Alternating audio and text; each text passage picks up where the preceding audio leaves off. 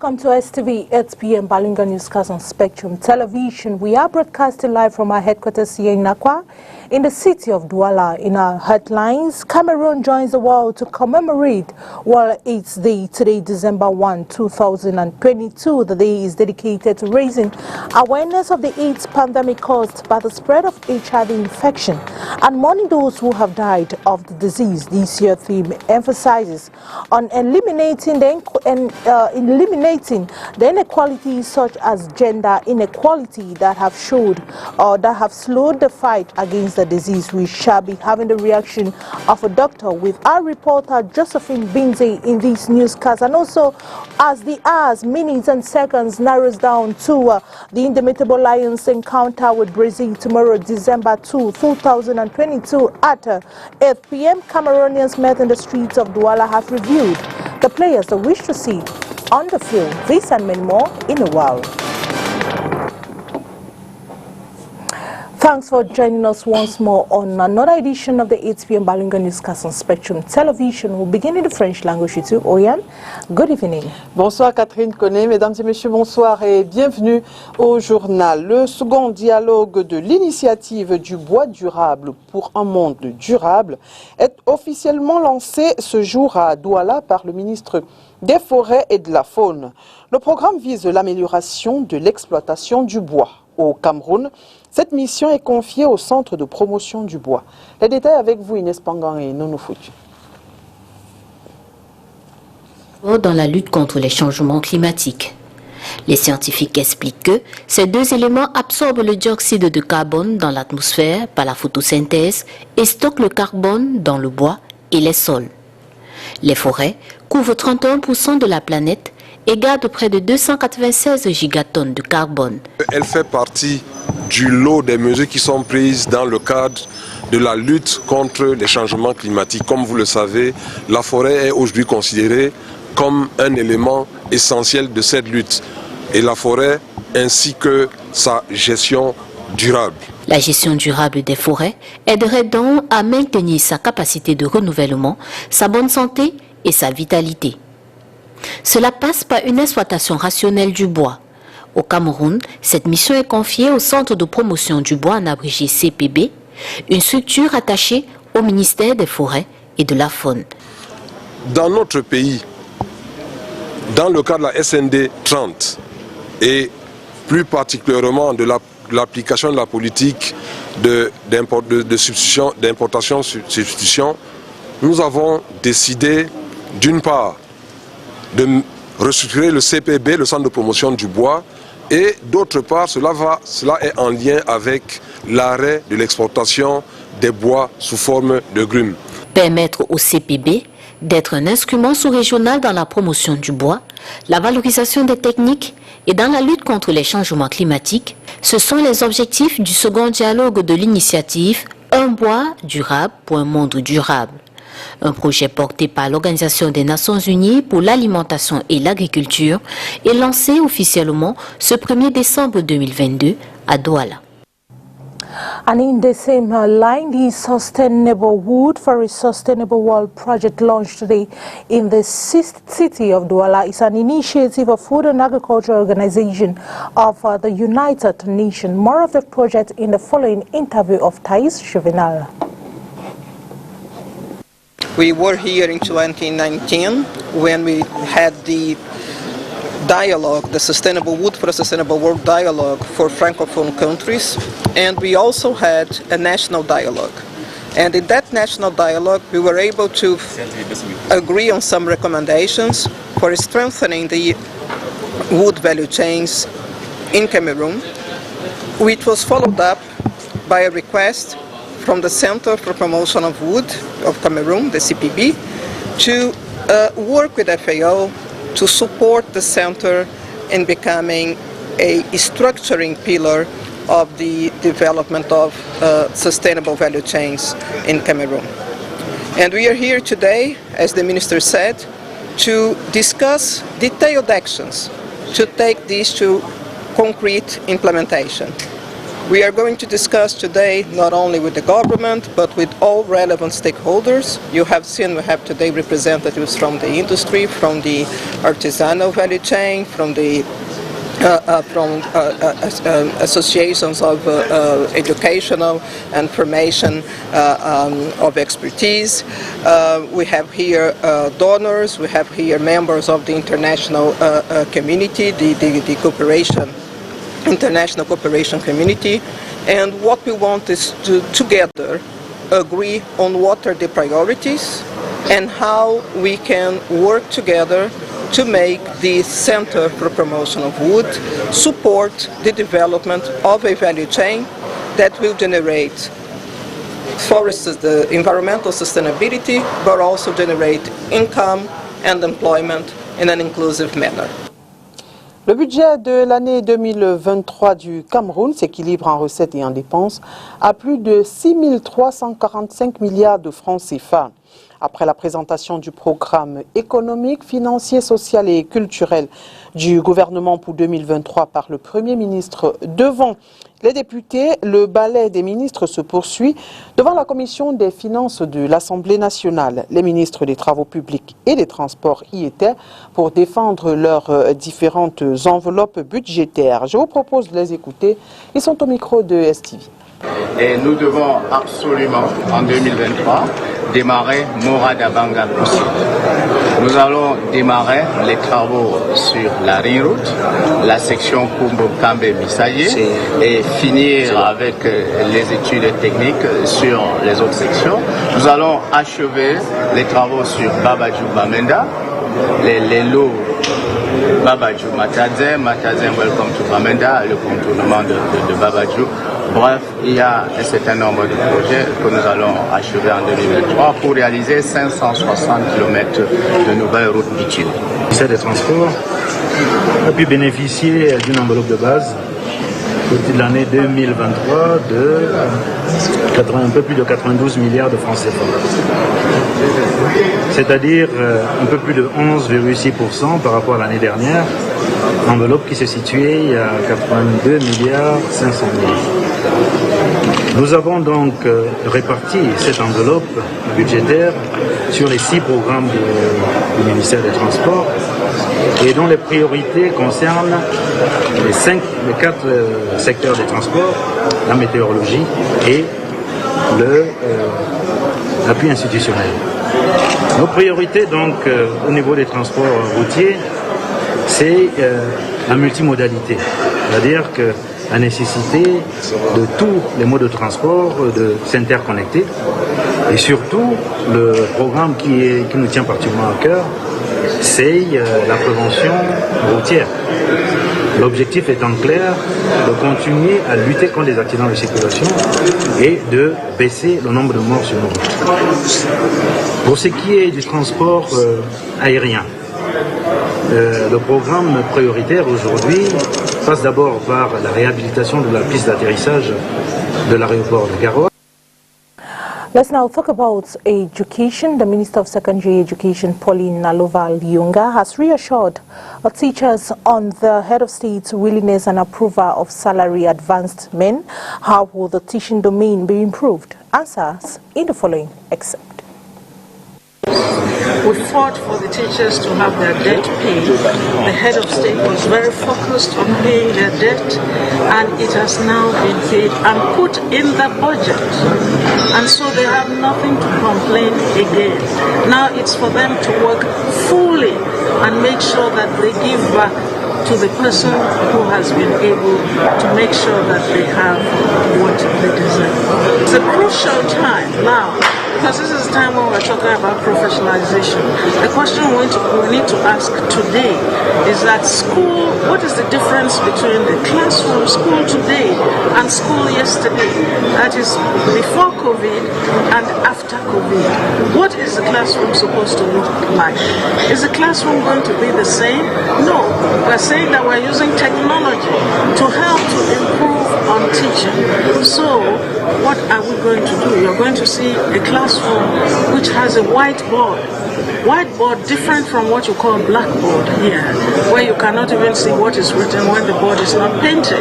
Or you have a whiteboard where you can import things from outside, and you can almost have a workshop inside your classroom using a whiteboard. Creativity, initiative within young people, and finally promote peace and living together, because these are the cornerstone of our national unity and national integration. So the second aspect is that sensitizing is good, educating and improving moral is good, but young people need socio-economic integration, employment. That's why we offer many programs for the socio-economic integration of young people, particularly the 3-year special youth plan of the head of state, which should be accelerated in its implementation, but also other socio-economic integration program, that National Youth Observatory, the PAGERI, the National Integration Fund, the Youth Connect Cameroon, as you know, which aims at connecting young people to different opportunities and role models, the Paris Jeudi and its initiative, Diaspora and Local Youth Joint Venture, to integrate the youth of the diaspora, to take them into consideration and encourage them for the national development. Now, the 1st of December is observed as the International Day for HIV/AIDS. Our reporter Josephine Binzi has been speaking with Dr. Gani Wilfred, who details how society has slowly accepted the reality of either being HIV positive or living with a carrier. Let's take a listen to her. The stigma suffered by patients tested positive for HIV and AIDS 20 years ago and today have a very wide gap. Dr. Nganyi Wilfred details the difference between the human immunodeficiency syndrome and the last stage AIDS. The time, the level of stigmatization has drastically dropped, and people are more accepting their status once they come to announce HIV status to a newly diagnosed person, as compared to some years back, whereby HIV was really having a high stigmatization, there was a high psychological stigma attached to the illness itself. Early screening and counseling, he says, is a first step to saving lives. And also with the health practitioners that are better trained on the medical secrecy and counseling of HIV patients. Patients are more like, they tend to trust their health practitioners better, and they are more willing to go for the treatment and to observe the treatment. Other aspects may help seropositive persons to be reintegrated into society. My single advice is that the first thing is always to accept.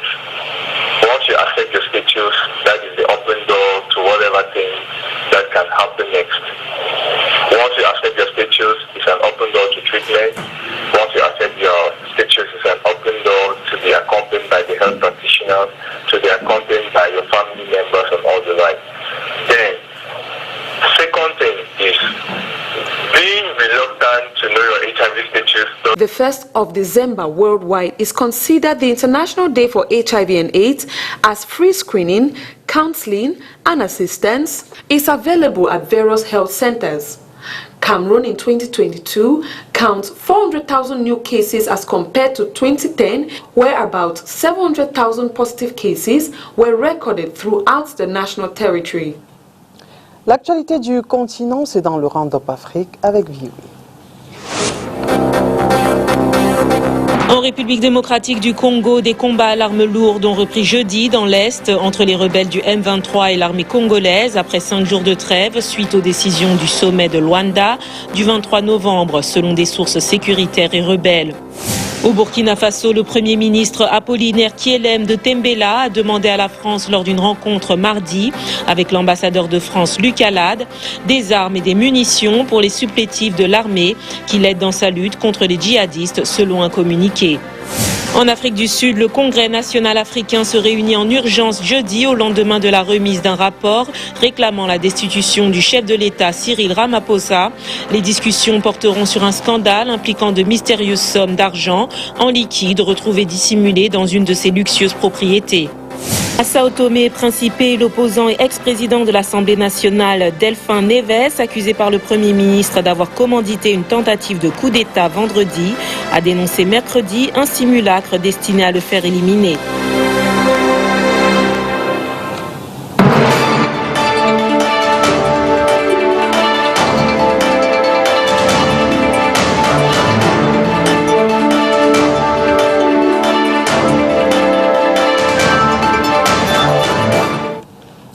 Fans de football et des Lions indomptables, les Camerounais sont presque tous devenus des entraîneurs à la place du manager sélectionneur Rigobert Song.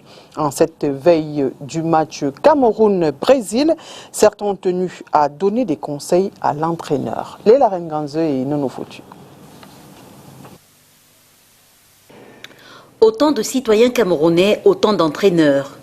À la veille du match Cameroun-Brésil, les fans des Lions indomptables donnent des conseils à Rigobert Song, l'entraîneur sélectionneur de l'équipe nationale du Cameroun. Tout simplement tactique du jeu et la confiance pour son classement, à savoir KK2. Et qu'il essaie de doser vraiment le milieu terrain. Parce que le milieu terrain, il y a toujours de laisser aller.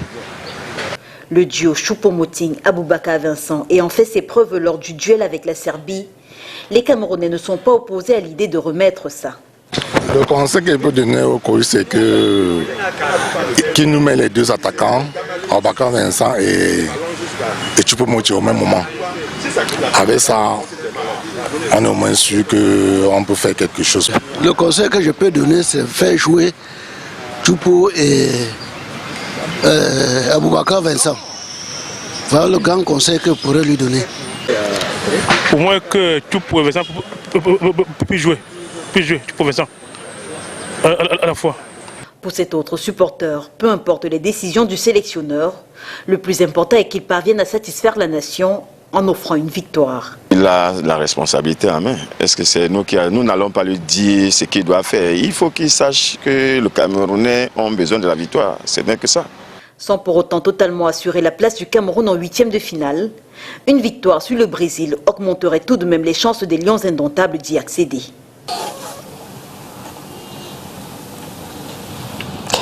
Cameroun-Brésil, le match est prévu demain, 20h heure du Cameroun.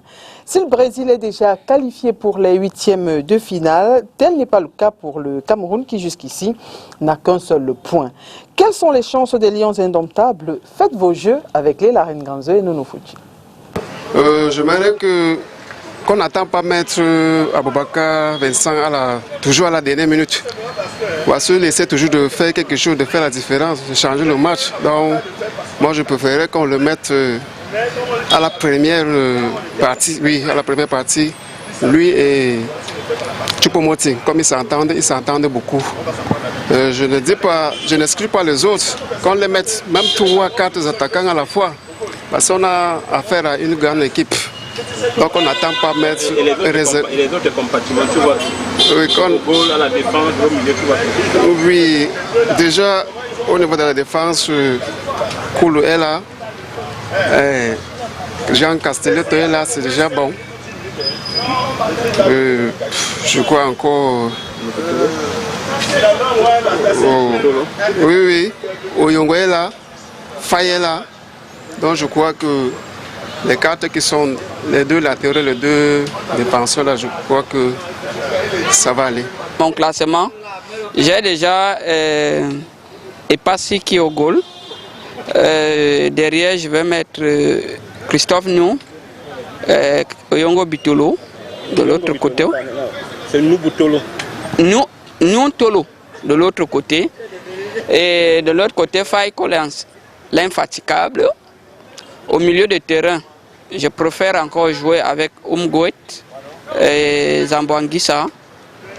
Et de l'autre côté, je préfère Mominga Male que Karl Tokwe Kambi soit un peu en retrait parce que moi je ne le sens pas dans la compétition. Au milieu, je vais là devant, je vais mettre Choupo-Moting, de l'autre côté Mbemo.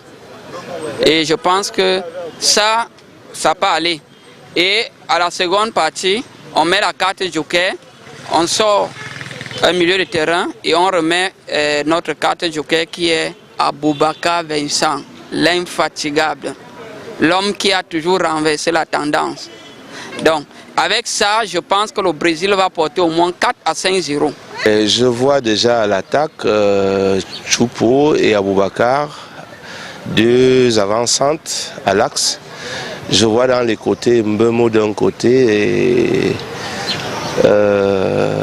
comment on l'appelle, Ngamale.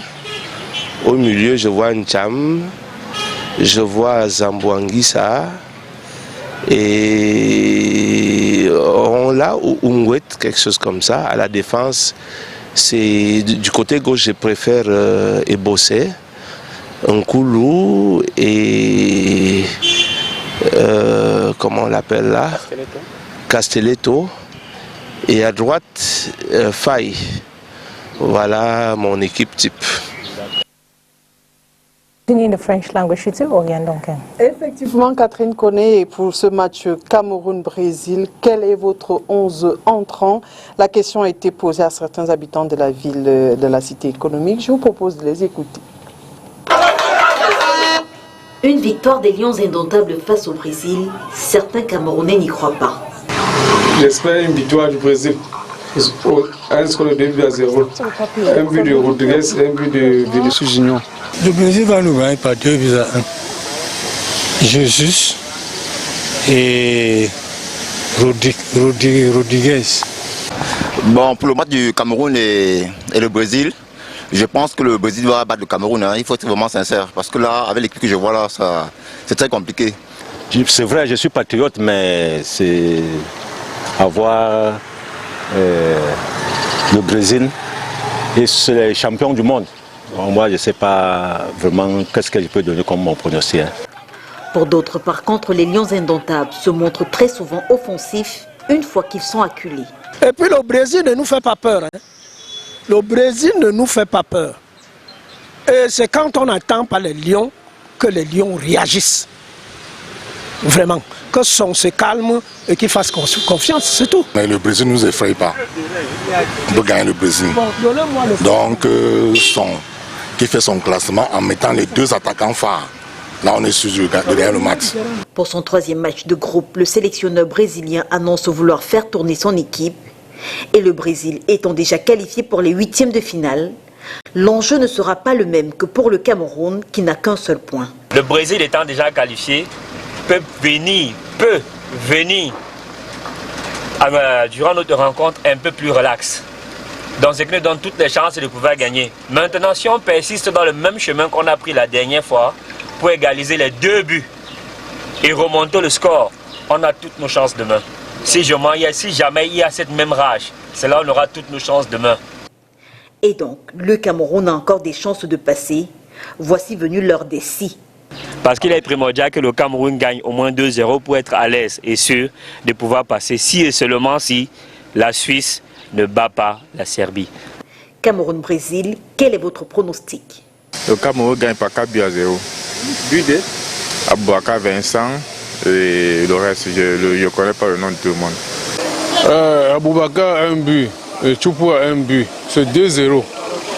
C'est ça. Cameroun gagne 2-0. 3-0 en faveur du Cameroun normalement, non? C'est 3-0, gars. On a d'abord Neymar qui est blessé. On a encore qui est blessé. Hein? On va jouer ce match-là. 3-0. Et qui? Je pense qu'on peut gagner dans un score de 1-0 avec un but de Vincent Aboubakar. Oui. Parce que s'il est titulaire, non, ça peut beaucoup nous aider. Le match est prévu à 20h, heure du Cameroun. And now let's get more reactions of Cameroonians here in the city of Douala on the players which will be selected tomorrow, the match between Cameroon, the Indomitable Lions, and Brazil. As it concerns the first 11 that we want for tomorrow's game, I believe that at the defense line, we should have Five Collins, we should have Castelletto, we should have Nuhu Tolo, and we should have Nicolas Nkulu at the defense line. They are the midfield.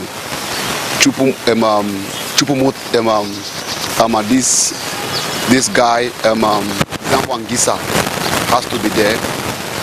And I think that if we put the game in such a way, at the attack line, if we have this man, Aboubacar Vincent, and Maxime Choupo-Moting, I think that we will have a good play and we will win the game. So that's my opinion for the tomorrow's game, which is coming up tomorrow. Thank you. I think the playing tomorrow, the match tomorrow against Brazil will really play. I think we will play because even though our goalkeeper that we really expected is not there, we think Epasi, he still have some little things to put on, such that in such a way that things should be fine in our own sides. I also think that in our defense we have this guy Castelletto at the defense, and at the other side Five Collins at the corner, the right corner. And in the middle field we have Angisa. Then in front we have three people. First of all, at the right we have Mbemo, which have to be there. We equally have Choupo-Moting and Aboubacar. And I also insist that Aboubacar should play with Choupo-Moting. We have seen that Aboubacar is usually a guy that is unpredictable. He can score at any moment. I don't know why they should remove. Aboubacar have to play and Choupo-Moting outside, or Choupo-Moting plays, Aboubacar is outside. All of them have to play. And if they do like that, I think the idea is nice. The two have to play such that we can expect to beat Brazil, because according we have beaten so many great countries like Argentina, Brazil, and France. It means that we can still win them. Nuhu Tolo, Castelletto, and Five Collins, and Nicolas Nkulu. Yes. And in the midfield we have Kunde Malong, Sambo Angisa, and Olivier Cham. And then at the attack line we have Aboubacar Benson and Martin Choupo-Moting and Muminga Male. And good luck to the Indomitable Lions. That brings us to the end of the 8 p.m. Balingo Newscast on Spectrum Television. Ladies and gentlemen, thanks for watching the news. I'll see you tomorrow. Good night. Bonne soirée Catherine Koné. Mesdames et messieurs, merci d'avoir été des nôtres et bonne suite des programmes sur Spectrum Télévision. La finale de la Coupe du Monde, c'est demain.